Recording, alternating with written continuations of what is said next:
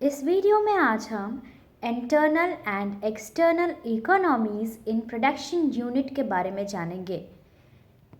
इसे हम economies to scale या फिर इकोनॉमी ऑफ स्केल के नाम से भी जानते हैं ना। सबसे पहले जानते हैं कि ये होता क्या है। इसमें वर्ड आ रहा है एक स्केल।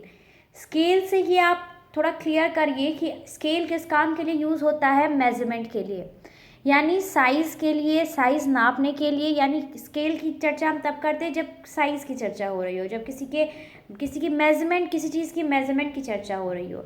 तो इकोनॉमी ऑफ स्केल यानी इकोनॉमी का जब हम स्केल देखते हैं, यानी जब मार्केट या फिर जब फर्म की जो स्केल होती है वो लार्जर होती है, तो उसे कहते हैं इकोनॉमीज ऑफ स्केल। वही अगर इसकी हम पॉजिटिविटी की बात करें, यानी जैसे कोई भी मार्केट है उसका अगर साइज ग्रोथ हो रहा है तो उसके पॉजिटिव इफ़ेक्ट्स भी कुछ होंगे और कुछ नेगेटिव इफ़ेक्ट्स भी होंगे। तो जो पॉजिटिव इफ़ेक्ट्स होता है वो इकोनॉमीज़ ऑफ स्केल के अंडर पढ़ा जाता है, और जो निगेटिव इम्पैक्ट्स होता है वो डिस इकोनॉमीज़ ऑफ स्केल के बारे में या फिर diseconomies of production unit के बारे में पढ़ा जाता है। तो इस वीडियो में आज हम इकोनॉमी ऑफ स्केल को कवर करेंगे। Factors affecting production cost while increasing the volume of output. जब आउटपुट को इंक्रीज करने के चक्कर में, यानी जब अपने आप फर्म को इनलार्ज कर रहे हो, जब आप फर्म को अपने बड़ा कर रहे हो। जैसे पहले मेरा फर्म था, उसमें मेरी कमाई होती थी 10,000 की, ठीक है। मैंने सोचा कि मैं आप अपने फर्म को बड़ा करूं और अब मेरी कमाई होती है 50,000 की। तो मेरा जो फर्म है वो क्या है, वो लार्ज किया, वो एक्सपैंड किया, वो बढ़ा, ठीक है। तो ये जो कहलाता है, ये कहलाता है इकोनॉमी ऑफ स्केल या फिर इकोनॉमीज ऑफ स्केल, ठीक है। और इसको बेसिकली क्या है कि दो पार्ट में डिवाइड किया गया है। पहला इंटरनल इकोनॉमीज ऑफ स्केल और दूसरा एक्सटर्नल इकोनॉमीज ऑफ स्केल। और दोनों ही जो है, इसका जो इफ़ेक्ट होता है वो कॉस्ट रिडक्शन पे होता है। यानी किस तरह से जो भी प्रोडक्ट मैं प्रोड्यूस कर रही हूँ उसको कम से कम कॉस्ट पे प्रोड्यूस करूँ, ठीक है, ताकि उसको हम एक रीज़नेबल प्राइस पर किसी भी बायर को ऑफर कर सके और वो उसको खरीदने में इच्छुक हो, वो भी हैप्पी रहे कि उसके भी वांट सेटिस्फाई हो रहे हैं। तो जब कॉस्ट रिडक्शन की बात की जाती है, यानी जब हम इंटरनल और एक्सटर्नल इकोनॉमी ऑफ स्केल की बात करते हैं, तो इसमें सीधा इसका रिजल्ट यही होता है कि डायरेक्टली और इनडायरेक्टली जो भी प्रोडक्ट है उसके कॉस्ट को रिड्यूस किया जा रहा है। यानी उसको बनाने में जो खर्चे आ रहे हैं, जो भी आउटपुट को प्रोड्यूस करने में जो खर्चे आ रहे हैं, उसको कम कैसे किया जाए। जैसे अगर कोई शर्ट की कंपनी है, वो शर्ट 100 रुपीज़ पर यूनिट वो प्रोड्यूस करती है, 100 रुपये की एक शर्ट वो प्रोड्यूस करती है। वो चाहेगी कि वो किस तरह से उस शर्ट का जो कॉस्ट है वो 100 से 80 रुपीज़ पर यूनिट कर दे। तो जब कॉस्ट रिडक्शन की बात की जाती है तो वो इंटरनल इकोनॉमीज ऑफ स्केल या फिर एक्सटर्नल इकोनॉमीज ऑफ स्केल के अंडर आता है। अब हम इन दोनों टाइप्स को अलग अलग करके डिस्कस करते हैं। सबसे पहले जानते हैं internal economies in production unit क्या होता है। Internal economies measures efficiency of company's production because of factors controlled by its management team और inside member। एक सीधी सी बात जान लो, एक फर्म है, जब एक फर्म की बात की जाए तो ये इंटरनल इकोनॉमीज में आता है। यानी जब एक फर्म के अंदर कोई भी चेंजेस हो रहा हो, उसके मेंबर्स के द्वारा कोई चेंजेस हो रहा हो, या फिर उसकी टेक्नोलॉजी के ज़रिए कोई एक्सपैंड कर रहा हो अगर कोई फर्म, तो क्या होता है, ये इंटरनल इकोनॉमीज के अंडर आता है। यानी फर्म के इंटरनल रीजंस की वजह से, चाहे उसका मैनेजमेंट वर्क हो, चाहे उसके स्टाफ हो, चाहे उसकी टेक्नोलॉजी हो, ठीक है, अगर इन सब की वजह से, इंटरनल रीज़न की वजह से यदि कोई फर्म एक्सपैंड करता है तो ये internal economies in production unit के अंडर आता है। It helps in reducing marginal cost और एवरेज कॉस्ट। ये क्या रिड्यूस करने में हेल्प करता है, मार्जिनल कॉस्ट या एवरेज कॉस्ट। मार्जिनल कॉस्ट क्या होता है, additional cost incurred on production of one more unit of output. जैसे यदि आप 100 से जब आप 101 यूनिट प्रोड्यूस करते हैं तो वो एक्स्ट्रा 101 यूनिट प्रोड्यूस करने के लिए कितना आपका एडिशनल, कितना आपको और एक्स्ट्रा कॉस्ट इनकर्ड हुआ, वो आपका मार्जिनल कॉस्ट हुआ।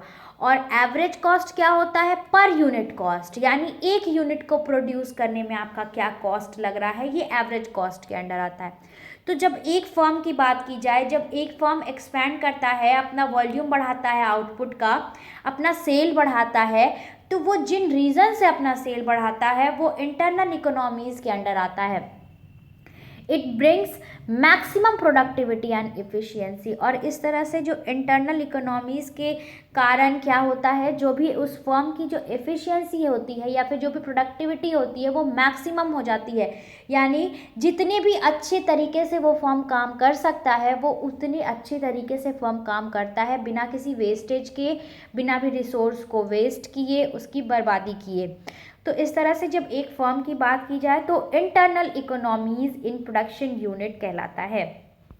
इसके कुछ सोर्सेज हैं जो कि मेन बेसिक सोर्सेज है। वो पहला है कि मार्जिनल इकोनॉमीज, यानी जैसे जैसे आपका फर्म एक्सपैंड करेगा आप क्या करेंगे, ट्रेंड वर्कर्स को लाएंगे, आप स्किल्ड वर्कर्स को लाएंगे, क्वालिफाइड एम्प्लॉयज़ को लाएंगे। यानी जितना बड़ा फर्म उतने इफ़िशियंट वर्कर्स, उतनी इफ़िशियंट स्टाफ, अच्छे से काम करने वाले स्टाफ। ऐसा थोड़ी है कि कोई लेजी स्टाफ है किसी भी फर्म का और वो फर्म बहुत एक्सपैंड कर जाएगा, ऐसा नहीं होता है। फर्म एक्सपैंड कब करेगा, जब तक उसके स्टाफ, उसका मैनेजमेंट वर्क अच्छे से चलता रहेगा, उसके एम्प्लॉयज़ प्रॉपरली बहुत ही मेहनत से काम करेंगे।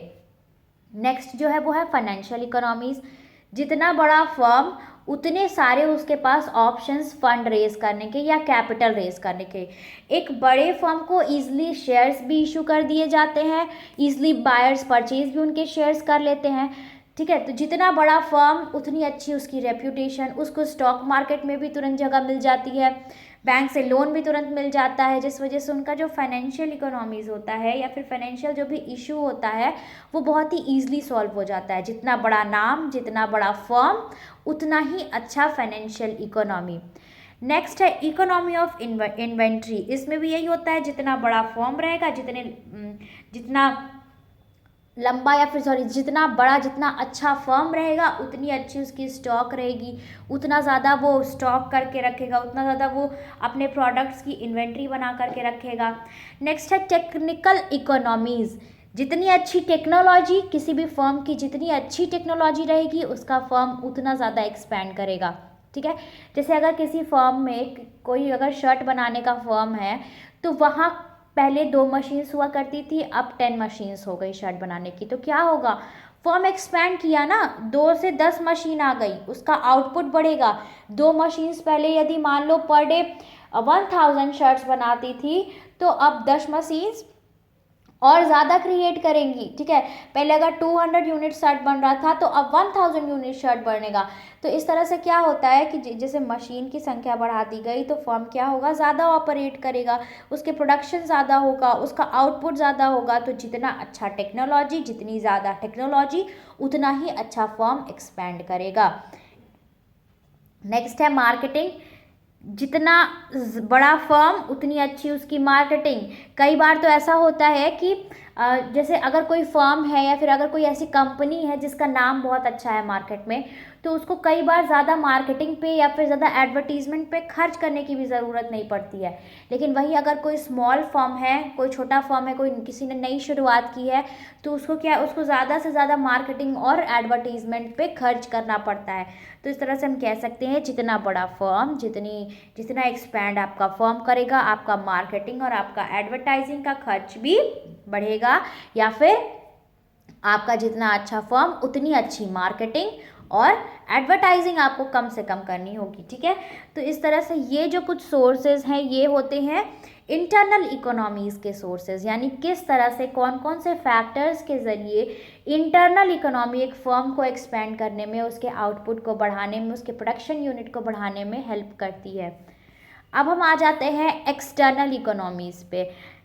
ये होता है इंटरनल इकोनॉमीज़ का जस्ट अपोजिट। इंटरनल में हम एक फर्म की बात करते हैं, लेकिन एक्सटर्नल में हम एक इंडस्ट्री की बात करते हैं, यानी पूरे के पूरे मार्केट की बात की जाती है। इसमें मार्केट में जितने भी फर्म्स मौजूद हैं, चाहे वो 10 हो, चाहे वो 25 हो, चाहे वो हज़ारों हो, जितने भी फर्म्स मौजूद हैं, यानी जब उन फर्म्स में चेंजेस आते हैं जिस वजह से इकोनॉमी एक्सपैंड करती है, तो वो एक्सटर्नल इकोनॉमी कहलाता है। यानी जब पूरी की पूरी इंडस्ट्री में चेंजेस आने की वजह से एक इंडिविजुअल फर्म की बात नहीं की जाती है, इसमें पूरे मार्केट की जब बात की जाती है, पूरी इंडस्ट्री की जब बात की जाती है, और उसमें जो चेंजेस आते हैं उस वजह से जो इफ़ेक्ट पड़ता है इकोनॉमीज़ पे, वो एक्सटर्नल इकोनॉमीज़ कहलाती है। It help in reducing average cost. ये एवरेज कॉस्ट रिड्यूस करने में हेल्प करता है। जैसे क्यों? Larger industry less per unit cost. जितनी बड़ी इंडस्ट्री उतने ज़्यादा फर्म्स, ठीक है। जैसे मानो 10 फर्म्स है इंडस्ट्री और बड़ी हुई, अब 50 फर्म हो गए, तो पर यूनिट कॉस्ट जो होता है ना किसी भी प्रोडक्ट को प्रोड्यूस करने का, वो घट जाता है। यानी जैसे अगर आपको सप्लाई देनी है 100 यूनिट्स की, तो पहले अगर 10 फर्म्स बना रहे थे 100 यूनिट्स, अब 50 फर्म बना रहे हैं 100 यूनिट, तो क्या होता है, जो पर यूनिट कॉस्ट आता है वो कम जाता है, जिस वजह से क्या होता है कि जो एक्सटर्नल इकोनॉमीज़ होती हैं प्रोडक्शन यूनिट में, वो एवरेज कॉस्ट को रिड्यूस करने में हेल्प करती है। These factors are beyond the control of individual firm. और इसमें एक इंडिविजुअल फर्म का किसी भी तरह का कोई भी कंट्रोल नहीं होता है, यानी एक इंडिविजुअल फर्म इस एक्सटर्नल इकोनॉमीज़ पे किसी भी तरह का कोई कंट्रोल, कोई चेंजेस नहीं ला सकता है। ये जो भी होता है एज अ होल होता है, पूरे मार्केट की बात की जाती है इसमें, पूरी की पूरी इंडस्ट्री की बात की जाती है इसमें। फर्म और इंडस्ट्री में जो डिफरेंस है वो यही होता है कि फर्म एक यूनिट की बात की जाती है, एक इंडिविजुअल होता है, और जब बहुत सारे फर्म मिल जाते हैं तो वो एक इंडस्ट्री बना दी जाती है। अब कुछ सोर्सेज हैं एक्सटर्नल इकोनॉमीज़ के। सबसे पहला है टैक्स ब्रेक, यानी जब कोई टैक्स में चेंजेस आते हैं, किसी भी गवर्नमेंट की पॉलिसीज़ में जब चेंजेस आते हैं, तो पूरी इंडस्ट्री पे फ़र्क पड़ता है, ठीक है। नेक्स्ट जो है वो है इकोनॉमीज ऑफ कंसंट्रेशन।